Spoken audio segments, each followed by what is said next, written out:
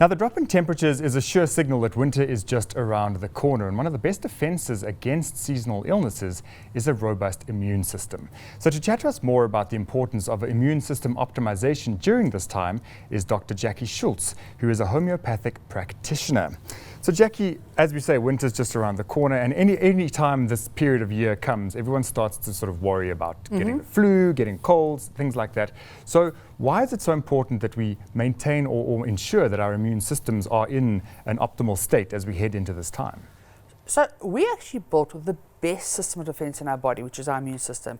And why it is we've got this complex set of cells, tissues, organs and molecules that have the ability to detect an invader, which is either a virus, a bacteria or some pathogen, and then set out a whole coordinated plan to identify it, target it and destroy it. Right. So I mean, that's unbelievable, and it does this while ensuring that it knows which is its own body cells and which is an invader.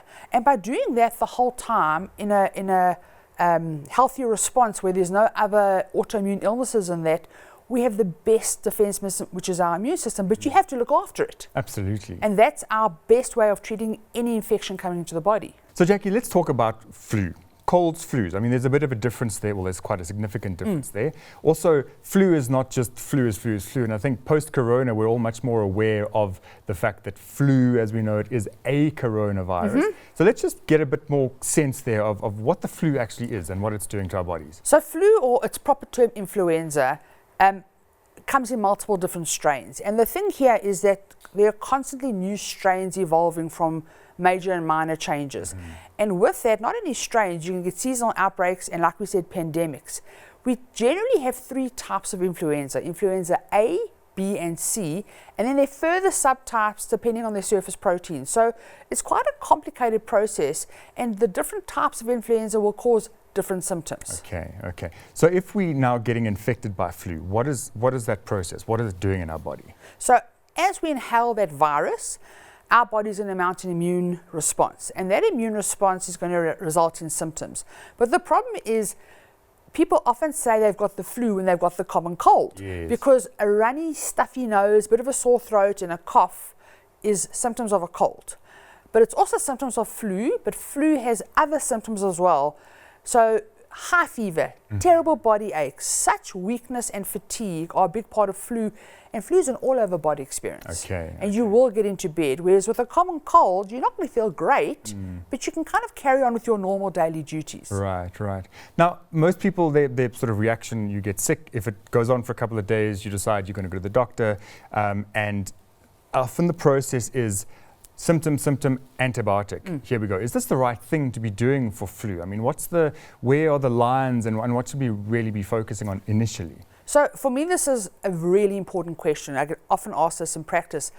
Remember, influenza is a virus. And when I say it's a virus, unfortunately, an antibiotic will have no effect on a virus. Right. Our immune systems are the best way of treating a virus. And of course, the other, being a homeopath, other homeopathic medicines and products we can use as well. But it's your immune system. So sure, if you don't handle that infection properly, meaning you don't rest, you don't look after yourself, you don't do something about it, unfortunately, it either can develop worsening symptoms, you can get a secondary bacterial infection, and then most absolutely an antibiotic may be the best option there. But for a straight flu virus, an antibiotic, unfortunately, is not going to give you the results you want. Right. So what should we be doing? Say we've got the flu, it's definitely flu, it's a full body experience, we're feeling miserable. What do we do from a lifestyle perspective to give ourselves the best chance for our immune system sort of catch up without overdoing general living, if I can say that? So it's so simple, but no one does this, which is a problem, and that is rest. So when you feel fluey, you should be getting into bed and you should be resting. And if you get into bed then and you allow your immune system, which is a really complex system of cells, to do their work, you're going to recover much quicker. But the average person, be it work responsibilities, home responsibilities, fear of if I don't go to work, I'm going to get into trouble, don't go to bed. And the problem with that is not only do they extend how long they're sick for, they're at a much higher risk of developing a secondary infection. And for me, what's worse is because flu is a virus and it's spread via that droplet infection, anybody at their workplace whose immune systems aren't great, they're just going to spread the love and share all the germs. And that's also, that's as bad as not looking after yourself. Absolutely. So let's talk about other things we can do. I mean, so rest, absolutely. Things we should be eating, hydration, all of those elements that also play a big part in giving your body the fuel to recover. So, funny enough, food is not the biggest thing you want. It's actually the hydration. Okay. You want lots of fluids, you want lots of water. If you're mucousy and you have a lot of water, you actually thin that mucus. It helps the body to thin it out. And if you're going to eat food, it's more about what you shouldn't be eating than rather what you should be eating. So you shouldn't be eating sugars and high dairy foods, processed foods, refined foods. You want clean foods. The hydration is important. And then, of course, you can take other things with it to help with the symptoms of the flu. Right. So, Jackie, we've actually put into the Real Health Medicine cabinet oscillocostinum. This is one of Boiron's homeopathic remedies. Why is this something that one should maybe consider in terms of just helping your immune system along? So, oscillocostinum has been around in South Africa for more than 30 years. Boiron is the largest homeopathic manufacturer in the world, and they've been around for 65 years. So, oscillocostinum, or Aussies as most people will refer to it, is a homeopathic preparation that you can take the moment you feel any symptoms of flu. And the way that it works is it helps all the symptoms of the achy body, the snotty nose, the bit of a sore throat. Okay. But for me, what the magic of Aussies is they come, I'm going to open this box just to show everyone, they come in these little vials.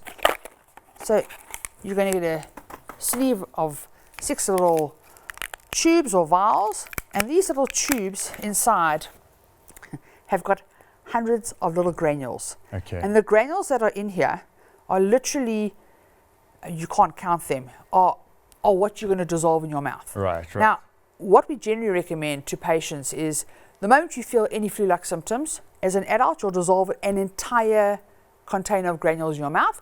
If it's a child, it's half a little tube.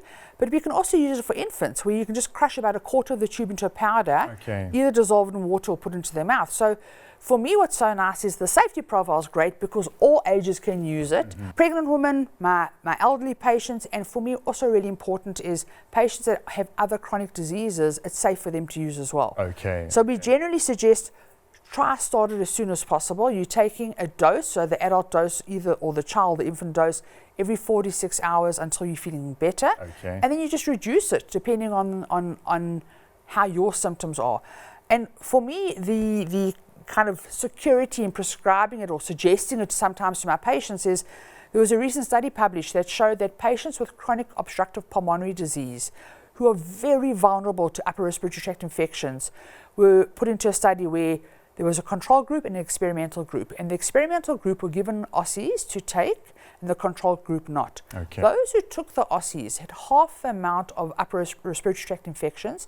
They recovered quicker and they'd had far fewer exacerbations. Very interesting. So for me, it's so nice to be able to know, okay, there have been studies done on it and it's going to help them with those symptoms. Absolutely. And Jackie, I mean, as you say, safe for everybody from old age to infant or vice versa. Are they freely available or do you need to see a homeopath to be prescribed them? So being a Boiron product, it'll be available at all leading pharmacies and health shops. But a lot of the homeopathic practitioners are going to keep them in stock as well because it's a really popular medicine to use. Wonderful. Jackie, thank you so much. I think everyone always is looking for the tips and tricks and things to be thinking about when the flu season hits. So thank you for sharing some really great insights. Thank you. Great.